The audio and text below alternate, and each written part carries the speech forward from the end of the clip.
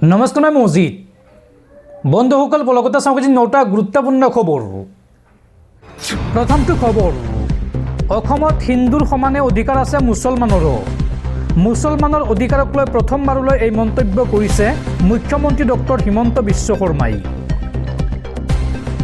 অসমত হিন্দুৰ সমানে অধিকাৰ আছে খিলঞ্জীয়া মুছলমানৰ। খিলঞ্জীয়া হিন্দু আৰু খিলঞ্জীয়া মুছলমানে মিলি ৰক্ষা কৰিব লাগিব অসমক। হিন্দু প্ৰধান অঞ্চলত বন্ধ হ'ব লাগে গোমাংস ভক্ষণ।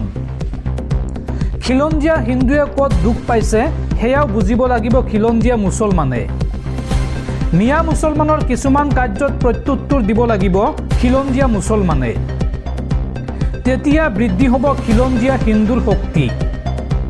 বৰপেটা ধুবুৰী গোৱালপাৰাত সংখ্যালঘুত পৰিণত হৈছে হিন্দু, আৰু এই সংখ্যালঘু হিন্দুসকলক সাহস আৰু শক্তি লাগে। দুই ধৰ্মৰ লোকে ইজনে আনজনৰ মনৰ কষ্ট বুজি পাব লাগিব।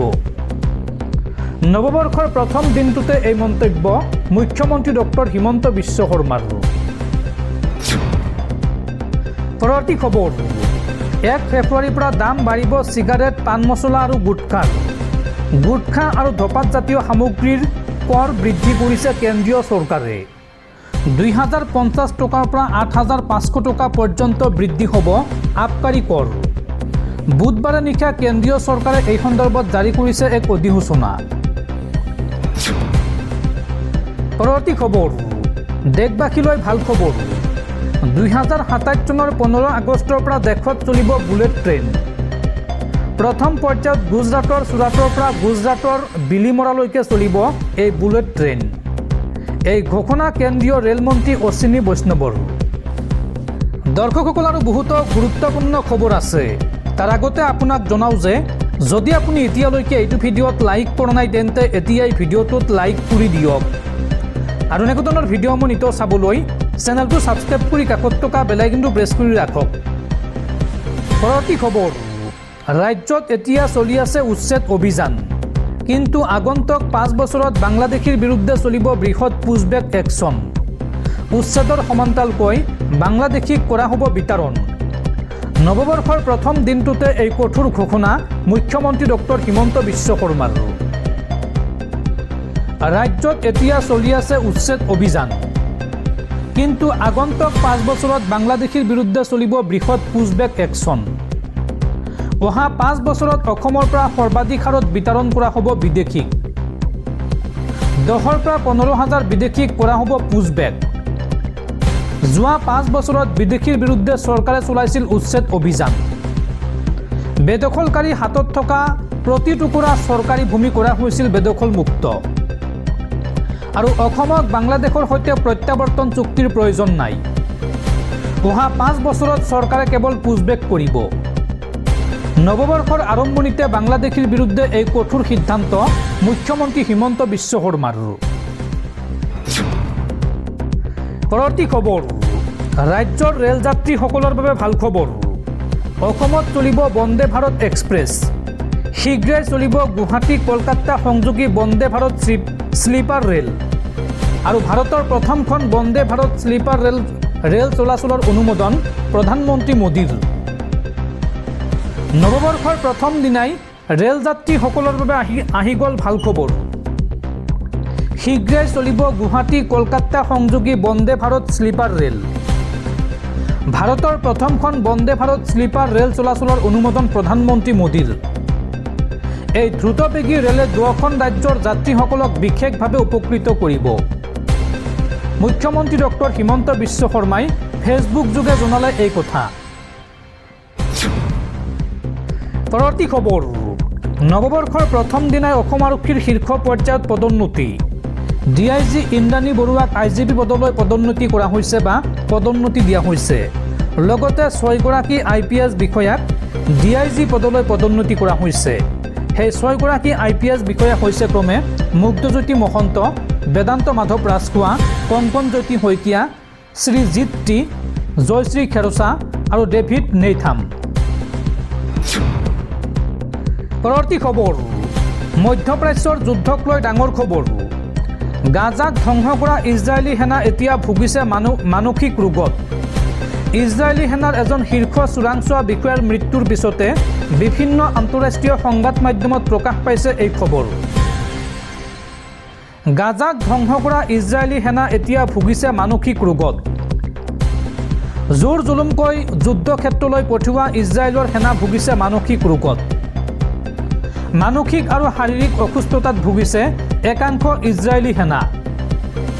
যুদ্ধক্ষেত্ৰলৈ বেঞ্জামিন নেতানিয়াহুৱে জোৰ জুলুমকৈ প্ৰেৰণ কৰা বুলিও প্ৰকাশ পাইছে একাংশ মিডিয়াত।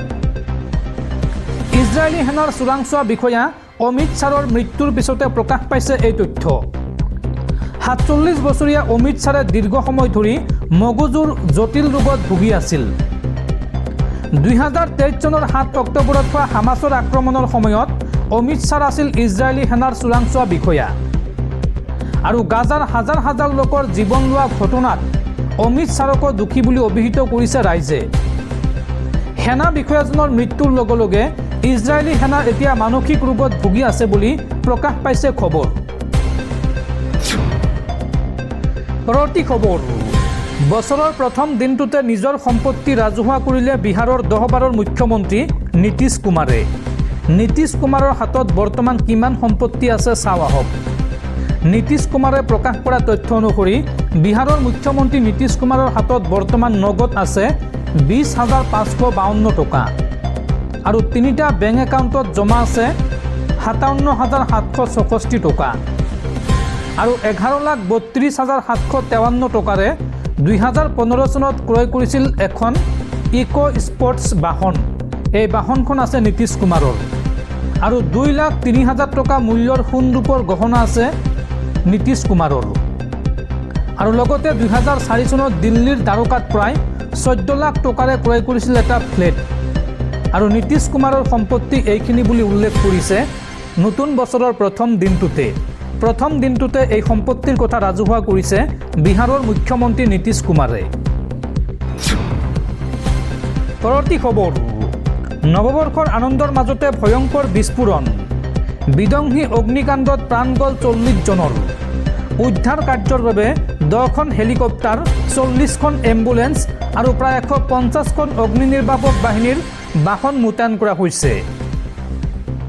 নতুন বছৰ ২০২৬ক আদৰাৰ আনন্দত মত্ত থাকোঁতেই নিমিষতে বিষাদলৈ ৰূপান্তৰিত হ'ল ছুইজাৰলেণ্ডৰ আল্পছ পৰ্বতমালাৰ অন্যতম স্কি ৰিজৰ্ট ক্ৰেন্স মণ্টানাত।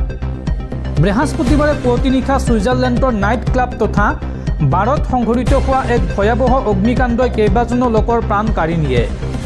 আৰক্ষীৰ সূত্ৰই সদৰি কৰা তথ্য অনুসৰি এই পৰ্যন্ত প্ৰায় ৪০ জন লোকৰ মৃত্যু হোৱাৰ আশংকা প্ৰকাশ কৰা হৈছে। ইপিনে প্ৰায় ১০০ জন লোক আহত হোৱা বুলি জানিবলৈ দিয়ে আৰু ইয়াৰে অধিকাংশ লোক গুৰুতৰভাৱে আঘাতপ্ৰাপ্ত হৈছে, অৰ্থাৎ মৃতকৰ সংখ্যা আৰু অধিক বৃদ্ধি পোৱাৰ সম্ভাৱনা আছে। উল্লেখযোগ্য যে উক্ত সময়ত বাৰখনত শতাধিক পৰ্যটক আৰু স্থানীয় লোক নৱবৰ্ষৰ পাৰ্টিত মগ্ন আছিল। প্ৰত্যক্ষদৰ্শীৰ মতে এক প্ৰচণ্ড শব্দৰ সৈতে বিস্ফোৰণ ঘটে আৰু মুহূৰ্তৰ ভিতৰতে সমগ্ৰ অট্টালিকাটো জুইৰ শিখাই আৱৰি ধৰে। বাৰখনৰ কাঠৰ চিলিং থকাৰ বাবে জুই অতি ক্ষীপ্ৰতাৰে বিয়পি পৰে, যাৰ ফলত ভিতৰত থকা লোকসকলৰ বাবে ওলাই অহাটো অসম্ভৱ হৈ পৰে।